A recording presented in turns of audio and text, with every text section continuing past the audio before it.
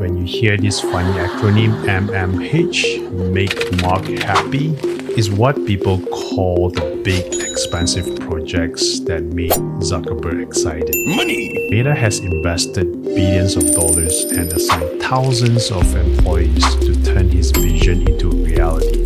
Started off with rebranding Facebook to Meta, from a complete VR world of metaverse to a hybrid world of physical and digital.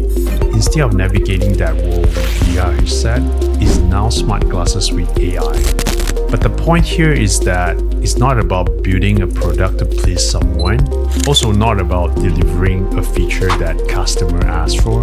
It's all about solving an actual problem through your product. It's very easy to have different solutions, but it's very hard to have better solution to their problems. Well, it ties back to the product strategy.